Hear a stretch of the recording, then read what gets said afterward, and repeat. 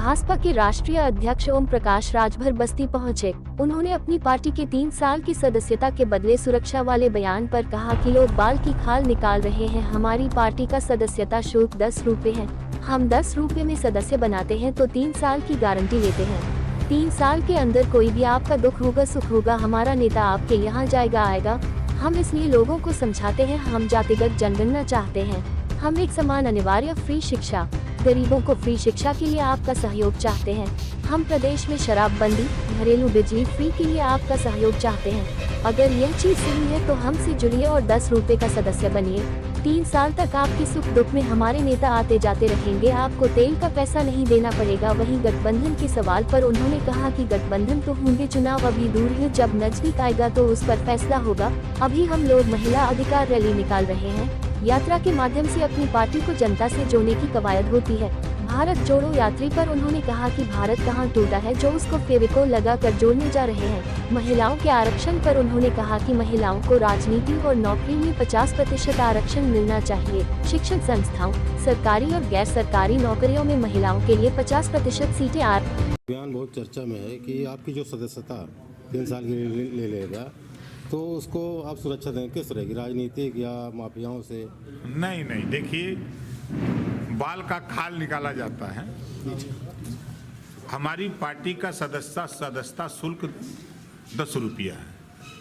हम 10 रुपया सदस्य बनाते हैं तो 3 साल की गारंटी लेते हैं। उस 10 रुपये में 3 साल में आपके कोई भी दुख होगा सुख होगा, हमारा नेता आपके दरवाजे जाएगा और आएगा। इस नाते उनको समझाते हैं कि हमारी ये लड़ाई है। हम जातिवार जनगणना कराने के लिए आपका सहयोग चाहते हैं। हम एक समान अनिवार्य फ्री शिक्षा के लिए आपका सहयोग चाहते हैं। हम गरीबों का इलाज फ्री करने के लिए आपका सहयोग चाहते हैं। हम प्रदेश में शराबबंदी के लिए आपका सहयोग चाहते हैं। हम प्रदेश में घरेलू बिजली का बिल माफ़ी के लिए आपका सहयोग चाहते हैं। अगर ये चीज़ सही है तो हम 3 साल के लिए आप हमसे जुटिए और 10 रुपए का सदस्य बनिए और 3 साल के अंदर अगर आपके ऊपर कोई दुख होगा सुख होगा तो उसमें हमारे नेता आपके बीच में आते जाते रहेंगे। आपको आने जाने का तेल का पैसा नहीं देना पड़ेगा। ये कहने का हमारा तात्पर्य है। देखिए, बेशक राहुल जी मेहनत कर रहे हैं, बेशक मेहनत कर रहे हैं और उसका रिजल्ट उनको मिल रहा है। एक माध्यम है पार्टी को जनता के बीच में, उसी के माध्यम से अपना संदेश जनता तक पहुंचाने का। तो जहां तक पहुंचा रहे हैं तहां तक उनको सहयोग मिल रहा है। 2024 में वापसी हो सकती है राहुल जी की? कहाँ?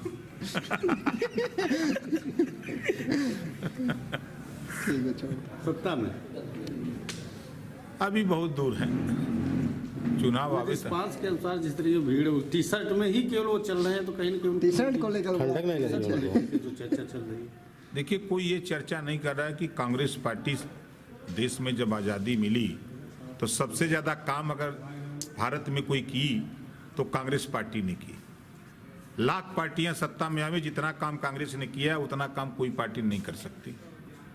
उसका वजह है कि चूंकि देश को जब आज़ादी मिली तो तमाम चीज़ों की आवश्यकता थी। उस आवश्यकता को देखते हुए कांग्रेस की सरकार थी, उन्होंने किया। अब उसी को आगे लोग बढ़ा रहे हैं। अगर आप आज कह रहे हैं कि एक्सप्रेसवे बन गया तो पहले तो वो सड़क बनी थी ना, उसी का चौड़ीकरण हो रहा है। देखिए, गठबंधन तो होंगे, अभी चुनाव बहुत दूर है।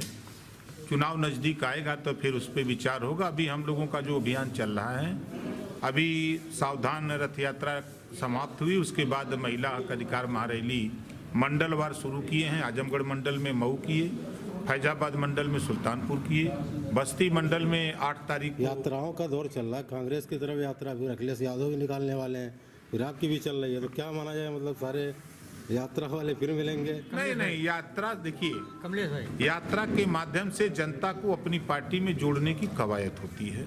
एक साधन होता है कि चलो इसी बहाने हम जनता के बीच में चलें, तो एक साधन बना करके नाम दे दिया जाता है कि भारत जोड़ो यात्रा। तो भारत कहाँ टूटा हुआ है कि उसको जोड़ने जा रहे हैं फेविकोल लगा के। महिलाओं को आरक्षण को लेकर के आप कितना % भागीदारी मानते हैं, क्या कहते हैं? देखिए, उनकी आबादी 50% है तो 50% उनकी हिस्सेदारी, राजनीति में भी, लोकसभा विधानसभा में भी उनकी सीटें सुरक्षित हों। नौकरियों में भी 50% सीटें, चाहे वो प्राइवेट हो चाहे सरकारी, उनकी सीटें आरक्षित हों। शिक्षण संस्थाओं में भी, चाहे सरकारी हो चाहे प्राइवेट हो, 50% सीटें उनकी आरक्षित हो।